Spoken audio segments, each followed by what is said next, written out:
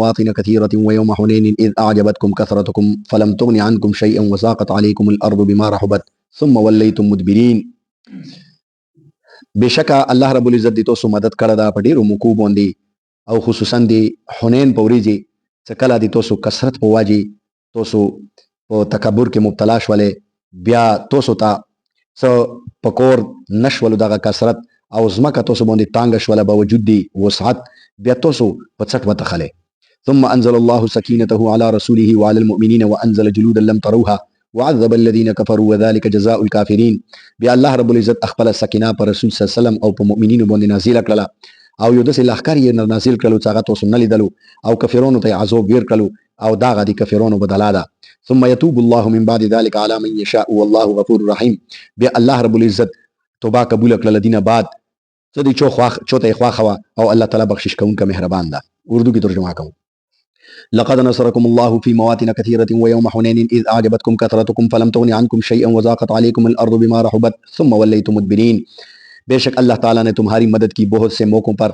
और खुसूसन हुनैन के दिन जब तुम्हारी कसरत ने तुम्हें उजुब में मुब्तला कर दिया सो वो कसरत तुम्हारी कुछ काम ना आई और ज़मीन बावजूद वुसअत के तुम्हारे ऊपर तंग हो गई फिर तुम उल्टे पांव फिर गए. ثم انزل الله سكينته على رسوله وعلى المؤمنين وانزل جلودا لم تروها وعذب الذين كفروا وذلك جزاء الكافرين. फिर अल्लाह ताला ने सकीना नाजिल फरमाया रसूल सल्लल्लाहु अलैहि वसल्लम और मोमिनीन पर और ऐसा लश्कर उतारा जिसे तुम नहीं देखते थे और अल्लाह ने काफिरों को अजाब दिया और यही बदला है काफिरों का. ثم يتوب الله من بعد ذلك على من يشاء. फिर अल्लाह ताला मुतवज्जह हुआ जिसके ऊपर चाहा और अल्लाह ताला बख्शिश करने वाला मेहरबान है. लक़द नसरकुम अल्लाहु फी मवातिन कसीरा. अल्लाह रब्बुल इज्जत फरमाई सो अल्लाह ताला दې تاسو په ډیرو موقعو باندې مدد کړه دا خصوصا دی حنین په ورځې. اوس دی آیات کې چې کوم ذکر الله رب العزت دی حنین ولا کړه دا مفسرینو د دې تفصیلی واقعا خصوصا تفسیر مظهری کې او معرف القرآن کې مولانا مفتی شفیع صاحب رحمت الله علیه دا مختلفو تفاسیر کې د دې واقعا تفصیل سره لیکلي ده. دی هغه واقعا دا شوی و چې د حنین چې کوم دا کنه دا مکینه یو لاس میله طائف ته څینو دی طائف او دی مکی په مانس کې یو علاقه ده مکینه لاس میله وریا ده. نو داسې وشو چې کله حضور صلی الله علیه وسلم مکه فتح کړله نو په حنین کې دغه ایریه کې یو قبیله چې هغه طائف کې او د حنین دغه اټولي آس پاس علاقو کې یو قبیله و چې دغه نامه وا حوازن او د دې شخونه مختلف یو بنو ثقيف یو بني کعب یو بنو کلاب دا مختلف هغه قبایل د دې شخونه. نو د حوازن یو مشر ملک یو چې دغه نامه وا مالک ابن عوف یو بل کاسو درید ابن سم نامه ودا یو شاعر. نو دا مالک ابن عوف کوم دا کنه دا خپل قوم ته دا ویلو چې د محمد صلی الله علیه وسلم خو مکه فتح کړله او بعید نه ده چې دو د موی لکی طرف ته د توجه وکي د موی لکا دو فتح کولې کوشش وکي. نو داسې چال کوو چې دینه مخکې ته دو په مو حمله آور کیږي چې مو په دې باندې حمله وکړو چې دو دا جرأت ونه کړي چې په مو باندې حمله وکړي. چنانچه دې کوم ته تیاری شروع تیاری شروع کړو. نو حضور صلی الله علیه وسلم ته اطلاع ملو شو. حضور صلی الله علیه وسلم مکه فتح کړی دا یا دوباره مدینه ته تشریف وړ نه ده د مکې کې ده چې دا اطلاع ته ملو شو چې طائف ولا د حوازن قبیله چې کوم دا کنه دغه ارادي لري او د حوازن ولا چې کوم دا کنه دا ډیر جنگجو ډیر بهادر او ډیر تجربه کور خلک وو. نو حضور صلی الله علیه وسلم ته دا اطلاع ملو شو چې هغه لګیا دي تیاری کوي الټا په موږ باندې حمله کوي. نو حضور صلی الله علیه وسلم صحابه کرام ته فرمایلو چې راځي چې موږ حمله وکړو. چنانچه حضور صلی الله علیه وسلم تقریبا یو 12000 خو هغه خلک چې کوم مدینه نه پیغمبر علیه السلام سره راغلیو نو 12000 هغه خلک او د 2000 کوم دا کنه دا کله پیغمبر علیه السلام مکه فتح کړله نو د مکی کې کوم خلک مسلمان شو دغه ته طلقان یې لشي دغه 2000 سره دا طلقاو تقریبا د 14000 لخکار وو. جن علماء کرام فرمایي 12000 لخکار خو بهر 12 یا 14000 لخکار دا پیغمبر علیه السلام روان کړلو. پیغمبر علیه السلام لخکر ته دا اعلان وکړلو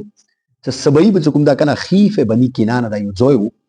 سبعی پړاو به مو هغه ځای کې کوو خیف بنی کنانه کې دا هغه ځای دا چې کله کافرونو د مسلمانانو خلاف کله چې پیغمبر علیه السلام نبوي دور کې شعب ابي طالب کې پیغمبر علیه السلام یو هغه کې راګیر کړه مسلمانانو سره د پیغمبر اسلام او کفرونو دا معاهده کړی و یو لیکي کړه چې مسلمانانو سره به هیڅ قسم څه کوم دا کنه خاباده چوک نه کوي د خلاف په مکمل سوشل بایکاټ نو هغه معاهده چې کوم ځای کې لیکلي و هغه تخفیف بني کنانه نه پیغمبر اسلام ته فرمایي چې سبي پړو بازو کې کو بهرحال څکلا مکینه روانېدل نو پیغمبر علیه السلام اخ ټیم کې چې کوم دا کنه د کفرونو یو مشر و د هغه نما و صفوان ابن امیه هغه ته ویلو چې یاره ته داسې چل وکړه چې موږ جنګ ته راولو دا مسلمان نه و ما ټیم کې نو دې ته ویلو چې ته داسې چل وکړه چې موږ ته لږ څه جنګي سامان راوکړه نو هغه ویلو چې یا رسول الله صلی الله علیه وسلم ویلي دا ته مونږ په زوره خلي رانه غصب کوي پیغمبر صلی الله علیه فرمایلی نه به طور حاریت ته نه وونه سوال درته کوم دا شای موږ ته راوکړه موږ جنګ رسته نشو خپل امانات ته د نه وخله چنانچه هغه څه کوم دا کنه سل زره دا زغری چې موږ ته یایو دغه جنگي لباس کوم وي یوس پنی ولا لباس کو هغه سل دنه یې کړی یو بل کاسو نوفل ابن حارث نمایوا هغه کافر هغه څه کوم دا درې زره نيزي ورکی او کو باندې کوتاک می سار کې دسه غشي منه 13 شای لګیدلوي دا په جان کې استعمالي کې درې زره دنه هغه ورکی دا به تور عاریت یعنی د امانات په تور ورکړي بل پیغمبر اسلام دا جنگي سازو سامان ځو سره وخصلو او روان شولو نو دې ټیم کې پیغمبر علیه السلام سره دسي خالق څه هغه مکی کې تماشای په تور باندې ورسره شول پیغمبر علیه السلام سره او زړه کې دا اراده وکړه چې یاره مسلمانانو سره بلور شو که هغه ځکه مسلمانان بار شو خیمه چې تاوان نشته موږ غیاسي مکافته کړی موږ خاصی څه نشته خو که مسلمانان په لری دلیش ول شکست خوللو بیا به موږ څه کوم دا کنه خپل بدل ورتستون کو بیا به موږ مسلمانانو کې څه رنکیږي کومر کوي مشو که څه مکوای شو موږ باور کې خپل بدل ورسانو چنانچه د تماشای جنا داغه د تور کې لوړل څه کله لوړلو نو حضور اکرم صلی الله علیه وسلم ته سهیل ابن حنظله رضی الله تعالی دا یو صحابي چې کله حنین ته ورسېدلو نو حنین کې کوم دا سهیل ابن حنظله رضی الله پیغمبر اسلام ته فرمایلو چې هغه ډېر لوی تیاری کړی دا او ډېر لوی لخر تیار کړی دا ځنه علماء کرام فرمایي چې را دا 24000 لخر ځنه فرمایي چې 4000 په بهرحال حضور اکرم صلی الله علیه وسلم چې کوم دا کنه یو صحابي عبد الله ابن حداد رضی الله تعالی عنہ دا وروستول چې منډه ته لور شابه تورې جاسوسي وروستول چې د کافرونو لخر کې وګرځا موته راپور تفصیلی وروړه څه پوزیشن نه نو عبد الله ابن حداد رضی الله تعالی عنہ هغه ورکی یو دوی وريجي د لخر کې وګرځي درو حضرت عرب سره یو بلی مطلب هغه کولو خې سره پیژندلو وشه اخ ټیم کې جنگ مغلوبي وي دو پاتې نه لګیدل مسلمان دا کافری تکفل هول نو دول وړالو تفصیلی راپور پیغمبر اسلام ته وړالو دا ته فرمایلو چې رسول الله صلی الله علیه وسلم د چال مالک ابن عوف سکون دا کنه هغه خپل لخر کې لګیا دا او دا ترغیب او تویر کړه دا د داسې چال بو کې څو داسې پوزیشن کې پیغمبر علیه السلام ته ورڅو چې د تخریدلې مو سره هیڅ چانس نه لہذا داسې وکاو چې ار سړای وو چې څوره مال او اسباب ور سره د کور کې به هیڅ نه پرګدي ټوله ناغ دا سونا چندي دا بروړي ځو سره میدان ته او څوره بچي لونی زمن خجی دي دا باد سره بیاي او هر سړی به مخکې جنگيږي څټه بور پسې لونی زمن خلخناوي څه مطلب دا شاید هغه سړی دي تختی بس هغه سره څه چانس نشي پوتې په دې طریقې سره به مسلمانانو ته ورچو نه چې هغه لګیا د لخر کې د اعلانونه کوي څو او خلکو مسلمانانو چې کوم دا کنه مکی ولا خلک دی هغه په جنگونو منګونو نه پیږي دغه چو سره سار نه شو چو سره ټکار نه خړله نن مو سره ووري دغه ته په پاتې ولګي نو لہذا خې بجګره سره وجنګيږي او ته دې تختی درکې هیڅ هغه نوي سوچ او بیچار منوي محمد صلی الله علیه وسلم ته نن وخه څه جنگ څنګه کیږي لہذا غاړو ول چې رسول الله صلی الله علیه وسلم داسې پوزیشن ده اوس هغه څه چل کړو هغه چې جنگجو طریقې ډېر زداوي نو هغه لخر خې جنگ لپاره تیار کړو هغه لخر سرای د سی پټ پټي دستي کینولې وی چې کله مسلمانون روشي جنگ شروع شي نو تاسو به د اطرافونو حمله وکړي نو د مسلمانانو په مانځ کې گیر شي کله گیر شي بس نو امید لرو چې مسلمانانو به کوم دا کنه ډیر زیات تاوان وکړي خیر د کوم د تماشبین لوړ ودی کې شیبه بن عثمان یو کاس کو دا ورسته کله مسلمان شو بیا جامه کوله چې مو پلور کوم دا کنه هغه مو ته حضرت علی رضی الله عنه مر کړو او تر ته حضرت حمزه رضی الله عنه مر کړو نیمو ډیر بنته هو کار راتلو مو دا محمد صلی الله علیه وسلم څخه مو غوړي کنه دا بزنه پرېګا چنانچه هغه ورېږي زما کینه باندې نیات وته نه مقام له شي کنه نو دوی یې ځکه هنین هغه ته لوړه یې چې محمد صلی الله علیه وسلم ولیدل څه کله مو ولیدلو کنه چې باز ته ورپسې ویرغلن غلا او چې و ملیدلو خې طرف نه ویرغلن نه لیدو حضرت عباس رضی الله عنه ته ویلور د پاره تا مو چې څا کیر طرف نه پراتوشه څه کیر طرف نه پراتوش ولنو حضرت سفیان ابن حارث رضی الله عنه دا یو بل صحابي یې چې دعوت ویلور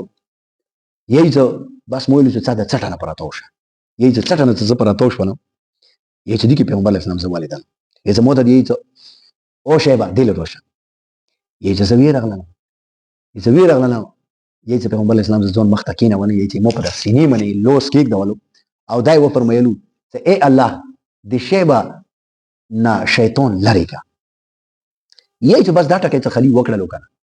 ته مو سار چکړلو نو بالکل منظرنامه بداله و یې مو زړه کې د محمد صلی الله علیه وسلم دوره مینا را پرې وتا یې چې مو ته پیغمبر اسلام و فرمایلو څه منډه لور شه ته کوم دا کنه کافرونو سره وجنګي یې ځ هغه نه بعد څه کوم دا کنه کافرونو لخر ته ورنو وتل نو بهرحال یې ځ دیمو کې داسې چال وشولو څه کله د هنین هغه ته ورسېدلو یې ځ د مسلمانون څه کوم دي کنه د 14000 او د کافرون 4000 اوس د 24000 ولا کوم روایت ای کافرون هغه توجیه علماء کرام داسې کړه چې چونکه هغه لونو زمانو بچایو هر شي سره وروتلی نو دسه ملا کې 24000 د جنگ والا کسان چې کوم دا ورکی هغه 4000 نو بهر له هغه دسه وایي 4000 مسلمانانو 14000 نو مسلمانانو خپل منځو کې دا جامه وخت سړی په درو درو سو کسانو ضرورت بود زرو کسانو ته لخر ته شکست کړه نن خو څنګه جنگ شروع شي ان شاء الله په مینټو کې به جنگ ختمي دا ټول ته ان شاء الله ته منډه ورګو نو دا ټکه خدای پوښتنه شو واه بس څنګه هونین هغه ته لوړلو کنه دا وته ته درونه پر وته د کوم څه ته پټ وکنه एकदम دې ته هوشو داسې بارون په وکړل بارون په وکړل بس صحابه کرام دې ته هغه کې هغه ریکزور ازمه کړه دي عرب ولا خو نو هغه کې ته هغه شولا دا واسیونو له هغه منډي ته شولې نو په دا ګرد او غبار کې صحابه کرام داسې تیتر بیتر وچولو کنه د تر منډي کړل څه منډي کړل پیغمبر علیه السلام بیلا پوتې شولو ځنه روایتونو کې راځي چې پیغمبر علیه السلام سره 300 کسان پوتې شو ځنه فرمایي چې 100 کسان پوتې شو ځنه روایتونو کې راځي چې خلیه نه کسان پوتې شو بهرحال اوس پیغمبر علیه السلام باوجود دي چې سره کسان لګ دي یا نه یا سال یا 50 خو پیغمبر علیه السلام هغه سي مخکې روان ده د کوم صاحب کې چې پیغمبر علیه السلام سره روان او اول کې دا ویلو چې یا رسول الله چې پیغمبر علیه السلام بس دي چې ودرېږي اوس موږ سره چوکشتونه او پیغمبر علیه السلام یو مخکې روان ده خو بهرحال نو پیغمبر علیه السلام حضرت عباس رضی الله عنه کوم دي پیغمبر علیه السلام ترو هغه ته و فرمایلو چې منډه خلکو ته ورشه دسه وته وایي چې محمد صلی الله علیه وسلم دی یای چې هغه خلک درکې چشو هغه انصار چشو چې مو سره وادي کولې چې موږ په تو باندې ځون قربانو او هغه صحابه کرام چشو چې حدیبیه کې دی ونی لوندې مو په لوس بیت کړو او دا یلو چې موږ به تو په سار ځنه قربانو اته شو او دې ته شو حضرت عباس رضی الله عنه روغللو او خلکو ته دا اواز وکړل چې خلکو پیغمبر اسلام د دسی یا خدا خبره وا چې صحابه کرام زنده اجمعین کې لکه څنګه بجلی دوړو شي کنه एकदम د توپسی کم به کې وکړل وپسی وکړل نو هغه نه باندې دا حوازن روي سور کړ روي سور کړ نو په دې لکه ته کوم دا کنه وسنه ولو چې دی هغه کوم مشر عوف ابن مالک دا به ورسته مسلمان شول دا عوف ابن مالک د منډه خلاص کړل وته خلو لوړو په طائف کې وکیلا و مغه کې باندې شول نور خلق تتر بتر کوم دا بهرحال دغه لوړلو کلی کې باندې چې کلی کې باندې نو پیغمبر علیه السلام کلی ته محاصره وکړه تقریبا شل ورځې وته نو څو هغه وروتونه به بس مینه نه غشي گزارونه کول نو پیغمبر علیه السلام صحابه کرام سره مشوره وکړه نو هغه په مشورې باندې بس دا یې وکړه چې رچو واپس نو دغه چې مال او اسباب اچي سره وتلی نو تقریبا 6000 کې ونه قیدیون ونیول او تقریبا 40,000 وخون ونیول او 40,000 یې تلويغ زرعي وزيونه ونیولې همدان منا چنده تقریبا نن هغه حساب سره دوام معنا چندي ونیوله نو ډېر کفي کوم دا کنه مال غنیمت مسلمانانو ته لوس تویر غلرو او مسلمانانو واپس شول تو واپس شول نو جهران یو ځای د نن سبا خلک کله هغه ته لوټ شي مکه ته نو عمره څه کوي نو ډېر خلک یې جهران یو ځای دا بس هغه ځای ته روشي ایرو مو تړي بیا نو دا جهران هغه ځای دا چې پیغمبر اسلام دی ځای ته کله روغللو نو پیغمبر علیه السلام اراده وکړه چې بس عمره کوو نو هغه ځای احرام وغیرہ نو عمرې دی پاره وتړلو نو دې ځای کې پیغمبر علیه السلام دوست وو. د دې کې داسې چال وشول چې دغه طایف چې کوم سردارون داسې یو 14 کسان وو هغه راغلل او په هغه 14 کسانو کې یو هغه کس و چې د پیغمبر علیه السلام رضا یې تر د پیغمبر علیه السلام یعنې د کومې زنانه پیغمبر علیه السلام شودې څښلې وي شودې رودلې وي په بچپن کې د هغې ښځې داسې وایي چې لیوار نو د پیغمبر علیه السلام هغه رضا یې ته راورکوي هغو کې نو هغو راغللو پیغمبر علیه السلام ته یې سوال وکړل چې موږ یې تو داسې وایو چې یو قسم د ترونو خلخاني نه یو او تو ته موږ دا سوال کوو بس موږ مسلمانېږو موږ ته د خپل هغه رسول که د مول غنیمت. اوس دې ټایم کې پیغمبر علیه السلام دپاره یو چیلنجینګ سیچویشن شولو یو ډېر عجیبه غنې حالاتو ته پیدا شولو ځکه چې لکه مول غنیمت هغه څه کله حاصل شي نو هغه د لښکر حق وي او پیغمبر علیه السلام هغه مول غنیمت تقسیمه کړه دې ټایم کې. نو اوس پیغمبر علیه السلام ورته وفرمایلو چې بھائی مول غنیمت خو مو تقسیم کړه دا او دا حاکیان لښکر د دغو خلکو جنګ وکړلو زخمیان شو ورکې څه شو مړه شو نو اوس دا به څنګه چال کېږي. خیر پیغمبر علیه السلام ورته وفرمایلو چې داسې د سره کوای شه نو هغو ډېر سوال زری وکړي هغو دا ویلو چې یا رسول الله صلی الله علیه وسلم مو مسلمانان شوي یو د تو د تره خلخنا یو او که دا نه منه سوال زری مو د فارس او د روم بادشاهانو ته کړه واکنه نو هغو به یې مو سوال رد نه وکړه یا رسول الله صلی الله علیه وسلم کسې مو سوال رد نه کړي. نو پیغمبر علیه السلام ورته وفرمایلو چې داسې چال ده څه دوه اپشن زه تاسو ته درکوم دوو شیانو کې تاسو ته اختیار درکوم چې کوم کوئ یا مول غنیمت واخلئ څونه مو درنه راخسته ده هر څه درته ډېر کړو یا صرف قیدیان واخلئ کوم بچي لوڼي زمن د ښځې مې درنه نیولي دي یا دا در واخلئ او یا چې کوم د خپل مال او اسباب در واخلئ. نو هغه ویلو چې نه قیدیان خلو ظاهره خبره ده. نو پیغمبر علیه السلام دا چې کوم قیدیان 6000 دا یې ورته ویر کړلو او دا یا داسې وکړلو چې پیغمبر علیه السلام بقاعده ګوره دینه دا اندازه لګېږي چې پیغمبر علیه السلام صحابه کرام راټول کړلو او دا یې ترغیب یې ورته ویر کړلو چې داسې چال وکړئ چې د کوم تاسو قیدیان نیولي دي دا خو وینځي غلامان شولو دا خو تقسیم شوي نو پیغمبر علیه السلام ورته وفرمایلو چې داسې چال ده چې دا تاسو ورته ویر کړئ په خوشحالۍ سره او که څوک ورباندې راضي نه وي خیر ده زه به بلې موقع کې چې مال غنیمت حاصل شي بیا به زه دغو ته ورکې ویر که حصه خو فی الحال چې کوم دا تاسو که په دې باندې خفا نه وې نو دا قیدیان ورته ستانه کړئ. صحابه کې پیغمبر علیه السلام تپوس وکړو چې تاسو په راضي یې ټول ورته ویلو چې موږ راضي خو پیغمبر علیه السلام ګوره دینه یوه شرعي مسله معلومه شوه. پیغمبر علیه السلام هغو ته داسې نه ویلو چې ښه څه ټول ویلو چې راضي دي بس ټیک ده چلو رولی ټول قیدیان خلاص کړئ نه داسې نه ورته وفرمایل بلکې پیغمبر علیه السلام بقاعده د هارې قبیلې سردارانو ته دا ویلو چې منډه تاسو خپل کسان بقاعده وغږوئ چې هغو زړه سره راضي دي مو دباو کې ما راځي نو ټولو د خپل رضامندګۍ اظهار وکړلو هغه نه بعد چې کوم دا کنه هغه ورته قیدیان ورته ویر کړلو. دین علماء کرام دا مسله بسلی ده چې ګوره چې کله ته چنده اخلي چونه یا د جماعت دپاره یا د مدرسې دپاره دا نه چې بس ورته ودرېږلو چې هله روکه هغه څه داسې طریقې کې ته چنده دیر کړي چې هغه زړه سره ورباندې رسي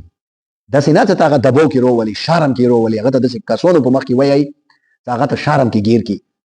ملګري ورسره ناست اوس ملګرو په مخ کې ورته یې چې هله مدرسې ته چنده راکړه اوس هغه یې ملګرو په مخ کې که چنده نه دیر کوي نو شرمېږي یی به چې مدرسې سوال یې ورته وکړلو او بیا هغه ملګرو نه شرمېږي که چې ته لا شل 50 درته دیر کوي شهرمنه بعد کوم ده که نه 1500 دیر کوي نو دغه شی جایز نه ده. پیغمبر علیه السلام هغه ځای کې ګوره په دې باندې اکتفا ونه کړله چې هغو دا ویلو چې جي موږ راځي بلکې پیغمبر علیه السلام د هغوی بقاعده رضامندګي واخیستله بیل په بیله یې خپل مشران وروستولو. بهرحال الله رب العزت همدغه دې ځای کې دغې واقعې طرف ته اشاره کړې ده چې هغه وخت یاد کړئ چې حنین کې تاسو چې کوم دا که نه هغه خپل کثرت باندې تاسو هغه وکړلو تکبر وکړلو او ومې ویلو چې نن خو موږ ډېر نن ته شکست نشي کولی نن خو ګزار خبره ده. الله رب العزت فرمایي وضاقت علیکم الارض بما رحبت تاسو باوجود دې چې ډېر وی خو بیا در باندې ځمکه تانده شوله بیا چې کوم دا که نه مو ته خصوصي مدد در واستولو فرشتې مو در واستولې او بیا مو ثم یتوب الله من بعد ذلک علی من یشاء دا اشاره د هغو خلکو دپاره ده چې د کوم خلک وروسته بیا راغللو او پیغمبر علیه السلام ته سوال وکړلو او مسلمانان شولو. نو بهرحال هغه خلکه چې کوم پیغمبر علیه السلام سره د تماشای په طور باندې لوړ وو هغه خلکه بیا وروسته مسلمان شو چې کله دا هر څه ولیدلو. الله د موږ ته نیک عمل توفیق نصیب کړي. والعاقبة للمتقین وصلی الله علی سیدنا محمد.